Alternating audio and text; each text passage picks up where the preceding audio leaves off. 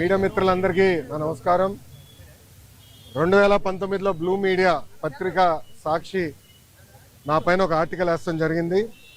దాంట్లో ప్రధానంగా నేను మంత్రిగా ఉన్నప్పుడు విశాఖపట్నానికి అనేక సార్లు వచ్చాను.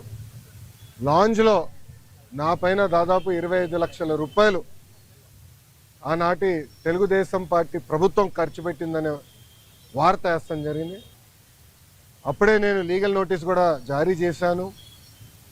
మీరు క్షమాపణ చెప్పాలి, నేను ఎక్కడ ఆధారాలు లేవు, రాజ్యాంగం చాలా స్పష్టంగా ఆధారాలతో ప్రింట్ చేయాలి అని చెప్తుంది. అంతేగాని ఆధారాలు లేకుండా ప్రింట్ చేస్తే అది డిఫమేటరీ నేచర్ అని చాలా స్పష్టంగా చెప్తుంది.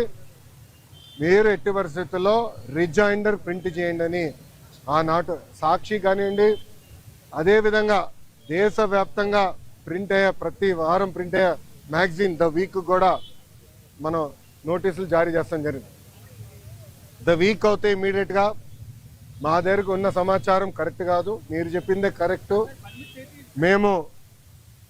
మేము రిజైండర్ ప్రింట్ చేస్తామని వాళ్ళు చాలా స్పష్టంగా ప్రింట్ చేస్తాం జరిగింది. కానీ బ్లూ మీడియా గురించి మీకు బాగా తెలుసు. తప్పుడు వార్త పదే పదే రాసి అది నిజం చేయాలని ప్రయత్నిస్తుంది.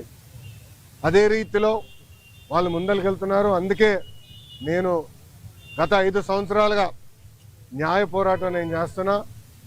ఇది 4వ వాయిదా.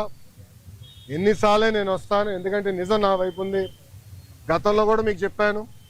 ఈరోజు కూడా మంత్రి హోదాలో నేను వచ్చినప్పుడు పార్టీ ఆఫీసులో బస్సులో పడుకొని సొంత భోజనం నేను తింటున్నా తప్ప ప్రభుత్వం దగ్గర నుంచి కనీసం ఒక్క వాటర్ బాటిల్ కూడా నేను తీసుకోవట్లేదు.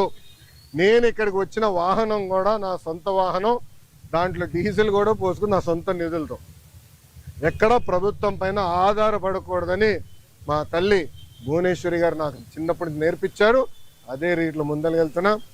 ఎట్టి పరిస్థితుల్లో ఈ కేసు నేను లాజికల్ ఎండ్కి తీసుకెళ్తాను. ఎన్నిసార్లు వాయిదాలు వేసినా నాకు ఇబ్బంది లేదు, ఎన్నిసార్లు రమ్మన్నా నాకు ఎలాంటి మొహమాటం లేదు. ఎందుకంటే నేను తప్పు చేయలేదు.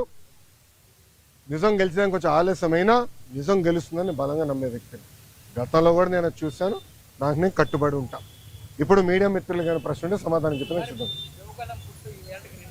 అవును సార్, అవును సార్.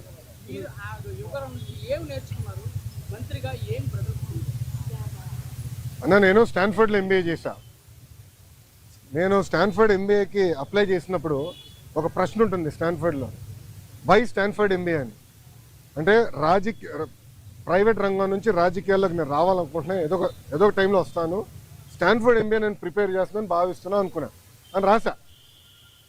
కానీ అక్కడికి వెళ్ళి చదువుకున్నారు, నాకు అర్థమైందంటే స్టాన్ఫర్డ్ ఎంబీఏ బిజినెస్కి మంచిది అని. పాదయాత్ర రాజకీయాల్లో ఒక ఎంబీఏ లాంటిది. ఎందుకంటే ప్రజలకి దగ్గర ఉంటాం, నిరంతరం ప్రజల సమస్యలు తెలుసుకునేవాడిని. సో ఇప్పుడు ఎవరన్నా నాకు అర్జీ ఇచ్చినా, నన్ను ఎవరన్నా కలిసినా, ఒక మెసేజ్ నాకు వచ్చినా, తన వెనకాల ఎంత కష్టం ఉందో నాకు ఇప్పుడు అర్థం చేసుకోగలుగుతాను. సో యువగలం పాదయాత్రలో కూడా నేను అనేక హామీలు ఇచ్చాను. ఒక్కొక్క హామీ నిలబెట్టుకుంటూ వెళ్తున్నాను. ఇచ్చిన ప్రతి హామీ నేను నిలబెట్టుకున్నాను, దాంట్లో ఎలాంటి సందేహం లేదు.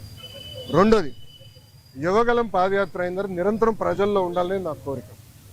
సో అమరావతిలో కూడా, ఎందుకంటే నాకు మంత్రిగా నాకు బాధ్యతలు ఉంటే కనుక నేను ప్రజల్లో ఉండాలంటే నిరంతరం ప్రజల్ని కలవాలని ప్రజా దర్బారు పెట్టుకున్నా. ఇక్కడ కూడా మీరు చూస్తే వైజాగ్ వచ్చి మీరే ఉన్నారు, కోర్టు కొంచెం లేట్ అవుతుందని పరిగెత్తుకుంటూ వచ్చే తప్ప మళ్ళీ ఇప్పుడు వెనక్కి అక్కడికి వెళ్తున్నా, పార్టీ హౌస్కి వెళ్తున్నా, ప్రజల దగ్గర అర్జీలు తీసుకుంటున్నా, వాళ్ళ సమస్యలు పరిష్కరించే మార్గం నేను ఎత్తుకుంటాను.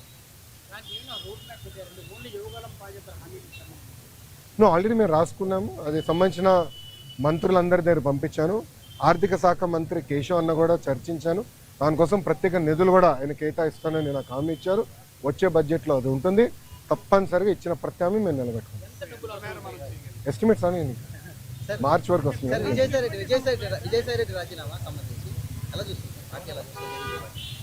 ఏ పార్టీ? వైకాపానా తెలుగుదేశం పార్టీ.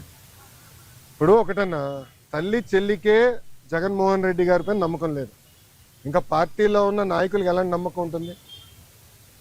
నేను ఎప్పటి నుంచో చెప్తున్నా, వైకాపా నాయకులు డబ్బుల కోసం పార్టీనే అమ్మేస్తాడు ఈయన అని. ఇప్పుడు అది నిజం అవుతుంది కదా. ఒక్కొక్కరు రాజీనామా చేసుకుంటూ వెళ్తున్నారు దానికా. నేను శిక్ష పడదని నేను ఎక్కడన్నాను తల్లి? నో ఐఎమ్ సారీ, నేను ఎక్కడన్నా శిక్ష పడదని? ఇప్పుడు లిక్కర్ కానివ్వండి, ఇప్పుడు ఒకటమ్మా 2019 నుంచి 24 వరకు మేమందరం ప్రజల్లో ఉన్నాం. పాదయాత్రలో కూడా నేను చెప్పా, ఎవరు నేను వదిలిపెట్టాను, ఏ అధికారులు రాజకీయ నాయకులు చట్టాన్ని ఉల్లంఘించారు ఎవరిని వదిలిపెట్టాను. ఇప్పుడు దర్యాప్తు జరుగుతుంది, ఇన్వెస్టిగేషన్ జరుగుతుంది, త్వరలోనే అన్ని బయటకు వస్తే నేను భావిస్తున్నాను. So let investigation get completed అమ్మా. ఇక్కడ విజయసాయి రెడ్డి గారు ఉన్నారు, లేదంటే ఎల్లయ్య పుల్లే ఉన్నారు అనేది టైంలో ఉన్నట్టాలి కదమ్మా.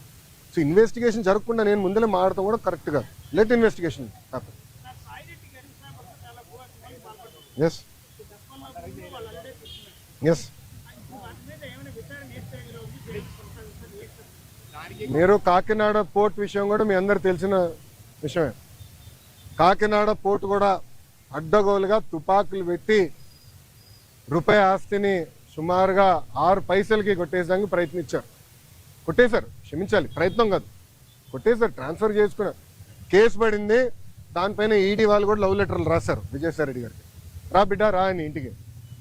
అన్నీ బయటకు వస్తున్నాయి కదా, సిమిలర్ వ్యాషన్ దీనిపైన కూడా కంప్లైంట్లు వస్తాయి, తప్పనిసరిగా యాక్షన్ తీసుకుంటాం.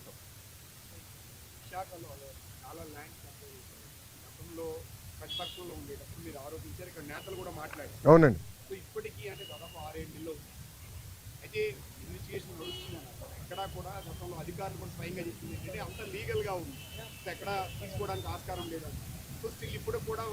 సో ప్లీజ్ బీ పేషెంట్, ఓపిక పట్టండి స్వామి, దర్యాప్తు జరుగుతుంది కదా. అవునండి, ఇప్పుడు మనం కూడా మాట చెప్పా, ప్రభుత్వ పరిస్థితి గురించి కూడా దయచేసి ఒకసారి ఆలోచించండి. గత ప్రభుత్వం చేసిన అవినీతులు అన్నిటిపైన ఒకేసారి నేను దర్యాప్తు చేయాలంటే ఇంకా లా అండ్ ఆర్డర్కి పోలీసులు మిగలరమ్మా. ఎందుకంటే భూ అక్రమాలు కానీ, ఇసుక అక్రమాలు కానీ, మద్యం అక్రమాలు కానీ, గాలి కూడా అమ్మేశారు స్వామి. ఇంకా లా అండ్ ఆర్డర్కి పోలీసు ఉండేదాకా ఉండదు. ఎందుకంటే ఒక్కొక్క ఇన్వెస్టిగేషన్ చాలా డీప్కి వెళ్ళాలి, పకడ్బందీగా చేయాలి. ఇప్పుడు లిక్కర్ ఉంది, చాలా పకడ్బందీగా చేస్తున్నారు. ఎవరెవరికి ఎప్పుడెప్పుడు ఎంత డబ్బులు ఎవరి చేతుల నుంచి మారినాయి మొత్తం వివరాలన్నీ సేకరించారు. సో ఇన్వెస్టిగేషన్ చాలా వేగవంతంగా జరుగుతుంది. ఒక్కొక్కటి చేయనియండి, అన్నీ ఒకేసారి చేసేది కెపాసిటీ మటుకు ప్రభుత్వానికి ఉండదు. ఎందుకంటే గతంలో అన్ని అక్రమాలు జరిగినాయి. నేను కూడా దీనిపైన చాలా స్పష్టంగా